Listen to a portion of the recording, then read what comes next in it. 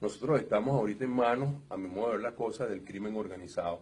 Y si alguien tiene una visión de lo que significan las bandas maras salvatruchas que vemos en Centroamérica, bueno, nosotros tenemos nuestra mara salvatrucha, solo que no está fuera del gobierno, está dentro del gobierno, impulsada y apoyada por el gobierno. Eso complica realmente mucho más la situación de lo que uno pudiera tener en una visión sobre una búsqueda de una vía política, de una salida política. Inclusive complicaría mucho una visión de una salida de otro tipo si no se cuenta con una porción importante del sector militar sobre la base de que esto quiere decir. Y no se trata, insisto, de un llamado, y ahí lo pueden ver, no hago una exposición para una apología de un golpe de Estado. Yo creo que al final del día hay diferentes alternativas. Quizás el único punto de diferencia que tengo con Carlos y con algunos otros que he consultado es que la propuesta de una asamblea constituyente como un vehículo de solución a esta crisis no me lo planteo en este momento. Yo creo que cualquiera yo la acogería definitivamente como la buena. Yo creo que lo importante o el primer paso sería la toma del poder. Obviamente no concibo, y más allá de los primeros 180 días, ninguna posibilidad de que nosotros podamos rescatar, o mejor dicho, comenzar a fundar una nueva nación que se llame Venezuela si no se pasa por un proceso constituyente. O sea, mi punto, y lo dejo claro, es cómo acceder al poder. Hay diferentes mecanismos, formas, opciones, no sé, no lo tengo claro, creo que está bastante complicado, pero creo que de una manera irreversible, como dice una amiga aquí de Ana Mercedes, el cambio en el modelo político es irreversible. Cuando eso suceda, vendrá entonces el día después, y yo quisiera concentrarme un poco más en eso. Conversando con Carlos, yo decía, bueno, hay 100.000 temas para poder abordar. Yo no pretendo, por supuesto, hablar de la crisis de salud, de la crisis de seguridad, etcétera, etcétera, porque no es el área de mi competencia y no me siento lo suficientemente cómodo para hablar de eso. Pero sí seleccioné un par de temas que creo que son importantes, que es el tema del sector eléctrico y el sector de los hidrocarburos, por supuesto. Quiero decir dos cosas. Sea cual sea, otra vez, la forma como se acceda al poder, hay que darle una solución en términos de lo inmediato a una cantidad de problemas gravísimos por los cuales está pasando el país. Y ese es el primer punto. Yo lo establecí de una manera quizás tradicional en 180 días. Yo creo que hay medidas que deben tomarse en los primeros 180 días que tienen que estar orientadas a resolver o comenzar a resolver situaciones de crisis y de caos, más allá de las económicas, de las hospitalarias, de las de salud, etcétera, etcétera. En el área del sector eléctrico, para nadie es un secreto lo que está ocurriendo, una crisis realmente profunda. Yo no soy experto en electricidad, pero a diferencia de, por ejemplo, de Mota Domínguez, yo sí me rodeo de amigos que son expertos en la materia, con los cuales consulto, hablo diariamente, si se quiere. Y realmente es una situación dramática que va mucho más allá de lo que el régimen está mostrando. Realmente culpar al niño es una absoluta irresponsabilidad, a menos que se esté refiriendo al niño Hugo Chávez, ¿no? Eso es otra cosa. Yo creo que es una absoluta irresponsabilidad. El niño es un fenómeno que afecta principal y preponderantemente a los países que están en la costa del Pacífico. Nosotros podemos tener, de alguna manera, algunos efectos secundarios que vienen de allí, pero la gran problemática, además del estado de sequía, que normalmente ocurre, que se planifica y que puede tomarse medidas para evitar este tipo de crisis, existe además una depredación absoluta de lo que es la cabecera de los ríos por la minería ilegal que ha destruido el manto vegetal de una manera importante. Los bosques no pueden retener hoy la cantidad de humedad que se requieren para propiciar estos ciclos ambientales que producen las lluvias. Y esa es una razón fundamental que nosotros vamos a estar sufriendo por mucho tiempo adelante. Ahora bien, esta crisis, por supuesto, la sequía es algo perfectamente predecible, que se hacía en los años anteriores cuando ocurrían estas crisis. Bueno, se usaba lo que se llama el sistema de generación termoeléctrica, que es el respaldo del Guri. La hidroelectricidad, por supuesto, es muchísimo más barata y siempre es posible usar la hidroelectricidad cuando uno lo compara vis a vis económicamente con la generación termoeléctrica. Pero, teniendo en cuenta que hay un estado de sequía, tú reduces la carga de aporte eléctrico del Guri y se lo das a las termoeléctricas. ¿Pero qué pasó? Pasó lo que todos sabemos. Se robaron todo ese dinero, se lo robaron de una manera descarada, brutal, comenzando desde Ali Rodríguez Araque, Ramiro Valdés y todos los que han pasado por Corpoelec y por ese ministerio en los últimos años. La situación actual es que hay un déficit importante de esa generación termoeléctrica. Planta Centro, por ejemplo, que debería, nominalmente siempre se ha dicho que es 2.000 megavatios, jamás ha generado más de 1.300, en la realidad no llega en este momento ni a 300 megavatios. Tacoa prácticamente no está funcionando. Y así sucesivamente vamos viendo todo lo que actualmente tenemos y hay un déficit tremendo que no puede ser cubierto ni por la generación termoeléctrica y por supuesto tampoco por la hidroelectricidad.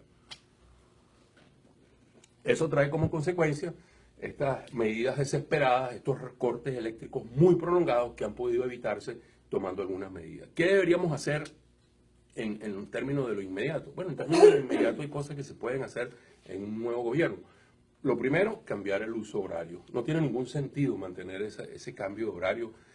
Podrá tener algún sentido de otro tipo, esotérico, alguna cuestión que yo no entiendo, pero desde el punto de vista de la lógica, de la ingeniería, de lo que tiene que ser, eso no tiene ningún sentido. Entonces, esa es una de las primeras medidas que debería tomarse porque está comprobado un ahorro de por lo menos 300 megavatios por día solamente con cambiar ese horario.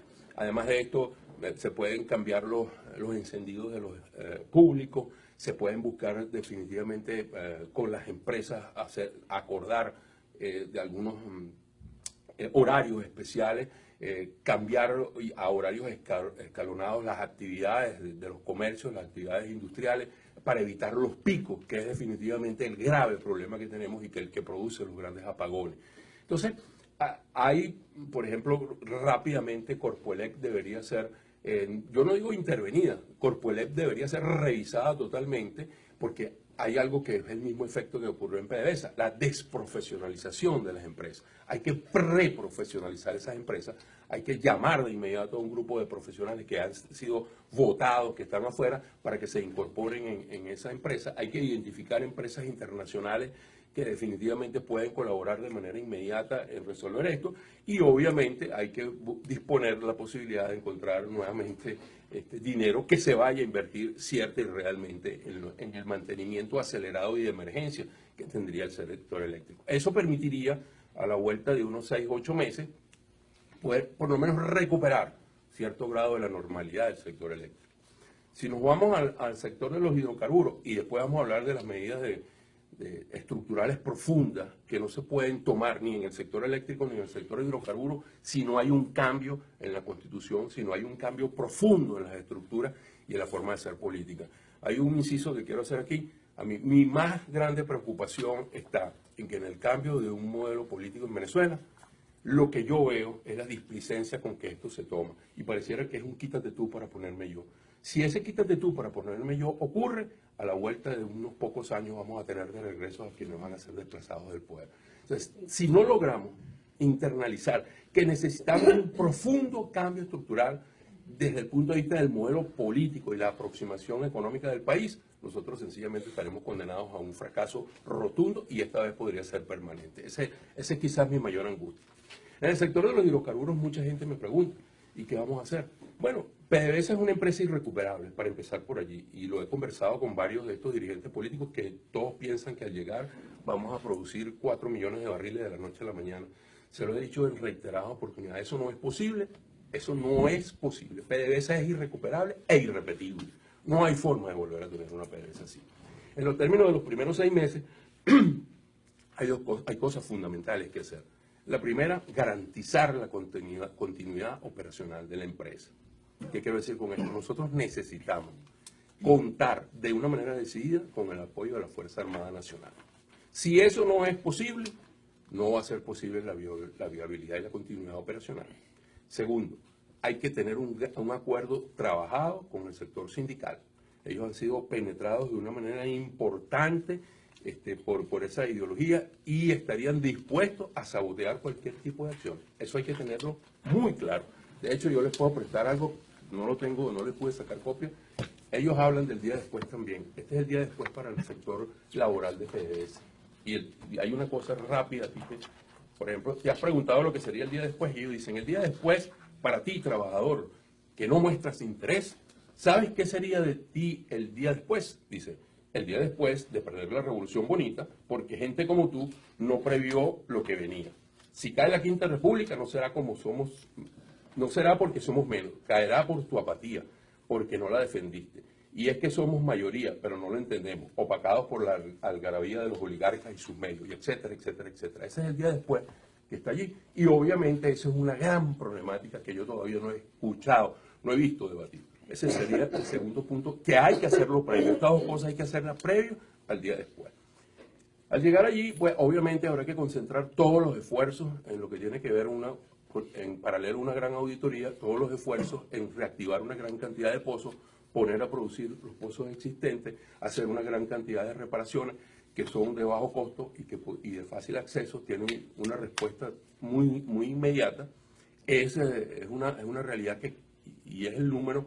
Podríamos a la vuelta de un año tener adicional a la producción de hoy unos 500.000 barriles. La pregunta que ustedes se harán es, bueno, ¿y por qué estos no lo hacen? Bueno, no lo hacen porque ellos no están en esa mentalidad. Porque desde siempre la idea fue tener a PDVSA, capturar a PDVSA, tomar a PDVSA, porque lo que querían tomar no era la empresa, era la renta que producía la empresa. Y esa renta es la que ha permitió avanzar hasta donde pudieron llegar. Una vez que la renta se viene abajo, también el proyecto se viene abajo. Entonces, hay un espacio para que podamos tener 500.000 barriles adicionales en un año. Eso es cierto. Pero de ahí en adelante, el crecimiento que se olvide. No hay forma ni manera, ni te lo permite el mercado, ni te lo permiten los recursos, de que podamos crecer hasta donde queríamos crecer. Los 6 millones de barriles es un sueño que quedó en la utopía. Eso no va a suceder. Olvídense de eso. En el mejor de los casos, el mejor de los esfuerzos, nosotros estamos viendo 3.800.000, quizás 4 millones de barriles a la vuelta de unos 5 o 6 años. En los primeros 180 días hay, por supuesto, también una evaluación en la refinería que hay que hacer de inmediato. Hay que cerrar el ciclo legal de los despedidos de PDVSA. También ese es otro gran mito. La gente piensa que hay 23.000 trabajadores que van a regresar a PDVSA. Eso no es verdad, eso no es cierto. Han pasado 14 años desde ese momento. Muchísima de esa gente está fuera del país, ha hecho una vida fuera del país. Esa gente no va a regresar. Ese ciclo debe cerrarse y esa gente probablemente, un número importante, esté dispuesta a trabajar para PDVSA, pero no en PDVSA, que es una cosa distinta. Y allí comienzan a venir los cambios importantes, a los cuales yo temo, si no hay un cambio en la aproximación política y dejamos de lado el rentismo para ocuparnos un poco más de lo que estaría alineado en una democracia liberal, que permitiera definitivamente la privatización, la participación del sector privado nacional e internacional dentro de la industria petrolera. El modelo anterior es absolutamente irrepetible. En dos palabras, en los primeros 180 días es posible recuperar una parte importante de lo que es hoy la industria de los hidrocarburos. Hay unas empresas que fueron expropiadas entre el 2009 y el 2011 que sencillamente fueron quebradas. La logística dentro de la industria petrolera no existe. Por eso los costos de perforación se han multiplicado por 5, por 7, porque no hay forma de hacer lo que antes hacían estas compañías. Esas compañías se pueden reactivar y con una inyección de dinero pueden ponerse operativas en los términos de 90, 120 días, lo cual es una muy buena noticia. De modo que la situación en principio es muy complicada, pero se podría manejar. Cuando vamos más allá, ¿qué hacemos más allá? Si nosotros repetimos esto y seguimos haciendo, el país no va a poder funcionar porque, primero, el petróleo no alcanza, no hay forma de que la renta petrolera pueda alcanzar para el desarrollo del país. Hay que desarrollar otras áreas. Pero además, lo que tiene que ver con el sector de los hidrocarburos requiere cambios profundos. PDVSA es irrecuperable, habrá que conformar una nueva visión del sector de los hidrocarburos en Venezuela. Una empresa estatal muchísimo más pequeña, pero muchísimo más pequeña, que tenga la posibilidad de ser el socio preferente, cierto, con empresas transnacionales y con empresas nacionales.